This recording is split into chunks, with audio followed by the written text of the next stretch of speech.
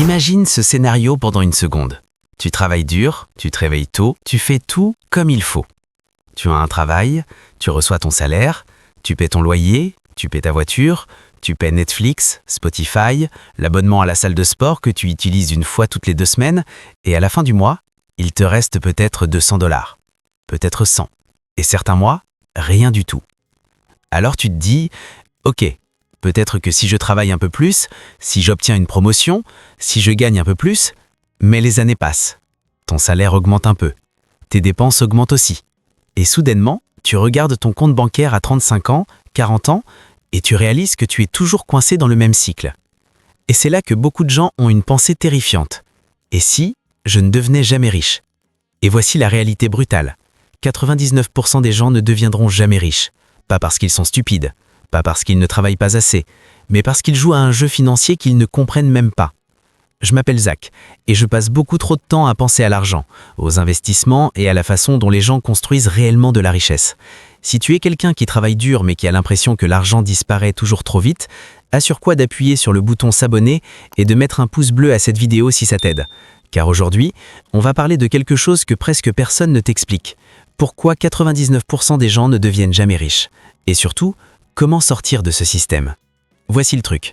La plupart des gens pensent que devenir riche dépend de combien tu gagnes. Mais c'est complètement faux.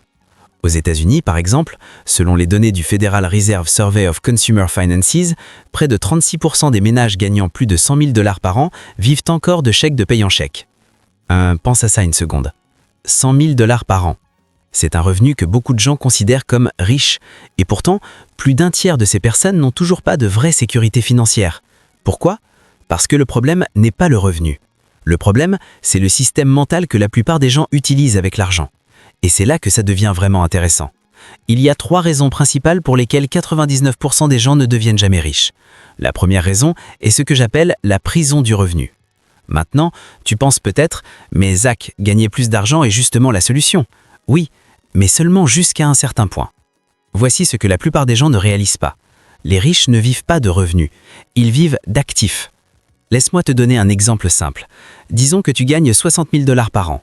Après les impôts, peut-être qu'il te reste environ 45 000 $. Si ton coût de vie est de 40 000 $ par an, tu peux économiser 5 000 $. Maintenant, imaginons quelque chose. Tu reçois une promotion et ton salaire passe à 90 000 $. Super, non? Mais voici ce qui arrive dans la vraie vie. Tu déménages dans un meilleur appartement, tu achètes une meilleure voiture, tu voyages un peu plus, et soudainement, ton coût de vie passe à 70 000 $. Tu gagnes plus, mais tu n'avances pas vraiment. C'est ce qu'on appelle l'inflation du style de vie. Et selon une étude de Harvard Business School, plus de 70% des augmentations de revenus sont absorbées par l'augmentation des dépenses. Autrement dit, la plupart des gens deviennent simplement de meilleurs consommateurs, pas de meilleurs investisseurs. Et c'est exactement pour ça que tant de gens restent coincés. Mais ce n'est même pas la plus grande raison. La deuxième raison pour laquelle 99% des gens ne deviennent jamais riches, c'est le temps. Écoute, la richesse ne vient presque jamais du travail, elle vient du temps. Et plus précisément, du temps combiné aux intérêts composés. Prenons un exemple simple.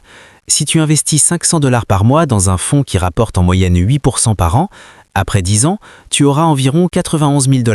Pas mal, mais regarde ce qui se passe. Après 20 ans, tu as environ 295 000 $. Après 30 ans, tu as plus de 745 000 $. Et après 40 ans, tu dépasses 1,5 million de dollars. Et voici ce qui est fou. Tu n'as investi que 240 000 $. Le reste, c'est l'intérêt composé. C'est littéralement ton argent qui travaille pour toi. Mais voici le problème. La plupart des gens commencent beaucoup trop tard. Selon Fidelity Investments, l'âge moyen auquel les gens commencent sérieusement à investir est environ 33 ans. Et devine quoi? Les 10 premières années d'investissement sont les plus puissantes. Manquer ces années peut littéralement te coûter des centaines de milliers de dollars. Maintenant, tu penses peut-être « Ok Zach, mais je n'ai pas beaucoup d'argent à investir ». Et c'est une objection complètement valide. Mais écoute, ce n'est pas seulement une question de montant, c'est une question d'habitude. Parce que voici ce que la plupart des gens ne réalisent pas. La richesse est beaucoup plus psychologique que mathématique.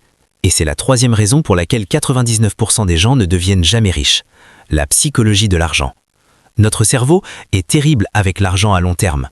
On veut des récompenses immédiates, pas dans 20 ans. C'est exactement la même raison pour laquelle les gens mangent de la junk food. On sait que ce n'est pas idéal, mais c'est facile, maintenant. Imagine deux personnes. Personne A dépense 10 $ par jour en café et snacks. Rien de fou, juste 10 $.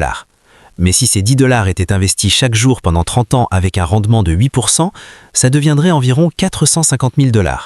Un demi-million, pour quelque chose que la plupart des gens ne remarquent même pas. C'est la différence entre consommer et investir. Mais laisse-moi te raconter une petite histoire. Quand Warren Buffett avait 30 ans, sa valeur nette était environ 1 million de $. Aujourd'hui, plus de 100 milliards. Maintenant, tu pourrais dire « Oui, mais c'est Warren Buffett ». Et c'est vrai. Mais voici la partie intéressante. Plus de 99% de sa richesse a été construite après ses 50 ans. Pourquoi ? Parce que l'intérêt composé devient exponentiel avec le temps. C'est comme planter un arbre. Au début, il croît lentement, mais après plusieurs années, il devient gigantesque. La richesse fonctionne exactement de la même façon. Maintenant, parlons de la partie la plus importante. Comment sortir de ce système ? Parce que comprendre le problème est une chose, mais changer ta trajectoire financière en est une autre. Première étape, créer un écart financier. Ça veut simplement dire dépenser moins que ce que tu gagnes. Ça semble évident, mais seulement 20% des gens le font de manière constante. Ton objectif initial n'est pas de devenir riche, ton objectif est de créer de l'espace financier. Même 300 $ par mois, même 200, parce que cet argent est la graine de ton futur patrimoine. Deuxième étape, transformer l'épargne en investissement. L'épargne seule ne te rendra jamais riche, l'inflation détruit sa valeur. Par exemple, avec une inflation moyenne de 3% par an, 10 000 $ aujourd'hui auront un pouvoir d'achat d'environ 5 500 $ dans 25 ans. C'est pourquoi les riches investissent. Actions, ETF, immobilier, entreprises.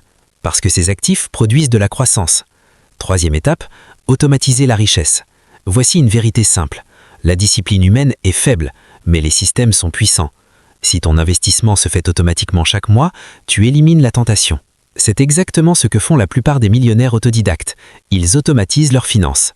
Quatrième étape, augmenter tes revenus stratégiquement.